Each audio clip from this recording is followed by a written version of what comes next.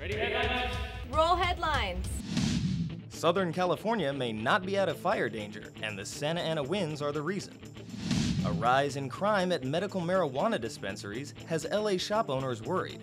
And the Primetime Emmys have wrapped, and we have the winners as well as who wore what on the red carpet. Welcome to Valley View News. I'm Shayla Salva. And I'm Jacqueline Guzman. Fire officials in Southern California are worried about the return of the Santa Ana winds. A red flag warning was issued because of the high fire danger throughout the Southland. This includes the site of the station fire in the Los Angeles National Forest. Winds were expected to gust up to 45 miles per hour. The blaze broke on August 26 and became the largest wildfire in Los Angeles County history. The station fire was 94% contained at the time of the warning, but the Santa Ana winds pushed back the expected date when it would be fully contained. Firefighters soaked his spots and used aerial surveillance and infrared technology to spot burning embers. The biggest of the blazes, the station fire, has left its mark on a number of foothill communities. Valley View's Joseph Prado was on scene last month as firefighters fought the huge blaze. A series of wildfires marched through Southern California at the end of the summer season. The effort to battle the blazes was there, but at times it was uncontrollable. Authorities could be seen patrolling neighborhoods close to the fires, like firefighter Jared Stevens and his crew. Well, we got up here in the morning. We got assigned to the end of this cul-de-sac right here to wait for this fire to come down and protect the surrounding structures. So right now we're in a wait mode.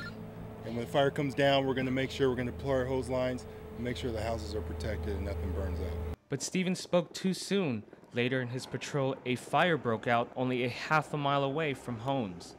Shelters had to be set up since some citizens were forced to evacuate. This was the scene one Saturday afternoon at the La Cañada High School gym. Many came to see the site, like Susan Boss and her kids. Even though you don't live up here, I think when you grew up here, you want to be a part of, the beginning and the end. If you came up here when you were younger and you've seen it in great shape and you've enjoyed it so much, if it's going to go down, you kind of want to be a part of that too, I guess. More than 700 firefighters were needed to fight the blazes. 2 were killed, and more than 160,000 acres of land have been burned. In La Cañada, Flint Ridge, I'm Joseph Prado, Valley View News. A 13-year-old boy, El Monte boy, has been charged with 2 felonies for allegedly starting the Morris Stand fire. Prosecutors say the blaze burned nearly 3,000 acres north of Azusa last month. Investigators from the U.S. Forest Service and the Los Angeles County Fire Department say the cause of the fire was arson. The boy's name is being withheld because of his age. He is not in custody, but he is said to be arraigned in mid-November in Pomona Juvenile Court. He faces counts of felony arson of a forest and recklessly causing a fire to a forest or structure. Los Angeles County Sheriff's deputies shot and killed 3 armed suspects in separate incidents the same weekend. One deputy was injured during one of the shootings. Authorities say firearms were taken from one suspect. The incidents bring a total number of fatal shootings to 13 this year. That compares to 5 deadly shootings in all of last year. The first of 3 weekend shootings occurred in Linwood. Authorities say deputies saw a 17-year-old who had escaped from them earlier that night. Deputies say he was shot several times after he pointed a gun to authorities. The young suspect died later at the hospital. The second shooting occurred when an officer fatally shot him near the 710 freeway in Compton. The last of 3 shootings involved a man in the parking lot of a motel near the Imperial Highway. All cases are still under investigation. Department officials say they will discuss whether deputies need additional training. A shooting in Pacoima has left 2 people dead and 1 wounded. Los Angeles police say a group of friends were at a home when they were approached by 2 to 3 men who opened fire in the group. Police say several weapons were used and many shots were fired at the victims. 2 young men, one 16 and the other 20, died at the scene. A 15-year-old was taken to a local hospital and is expected to survive. Police say they suspect the crime was gang-related.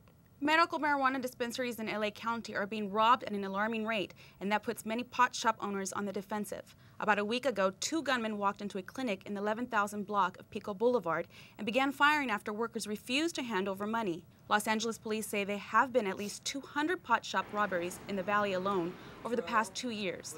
Many store owners say their businesses make easy targets because they handle drugs and cash. Craig Rubin runs a dispensary and says the robbery threat makes it hard to provide for those in need. But I believe that some medical marijuana club owners are still operating in a climate of fear as they're trying to help sick people. The LAPD has released this surveillance tape from a West Valley dispensary robbed in August.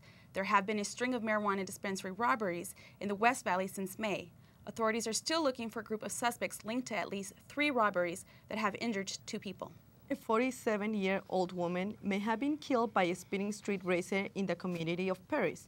Patricia Wallace was walking across Highway 74 and 7th Street when she was struck by a dark-colored compact coupe with damage to his front end. The driver sped away. Witnesses told officials they saw the motorist that hit Wallace Street racing at the 4-lane highways that go through Paris. Small floods have been springing up all over Los Angeles, but these floods are not from rain. Water mains are breaking underground, and that makes pressure build up until the streets burst open with flowing water. Samantha Minton reports from one major leak in the West Valley.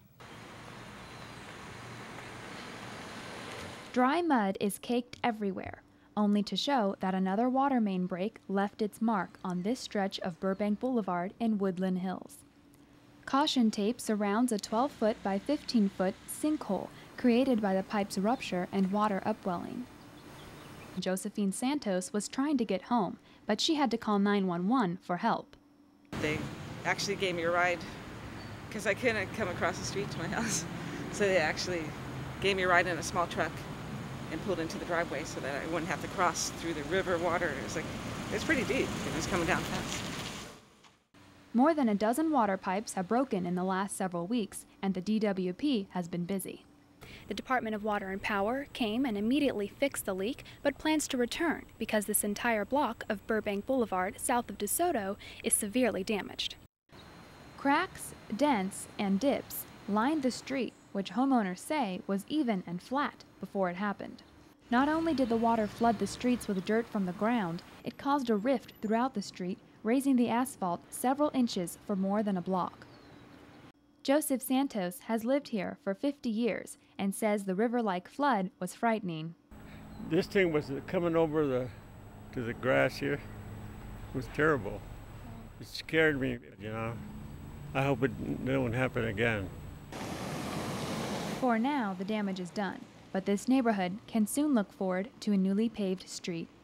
I'm Samantha Minton in Woodland Hills for Valley View News.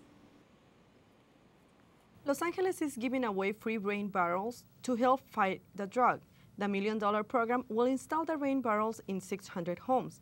The city estimates that 800 million gallons of water could be saved if every residential property installed the barrels.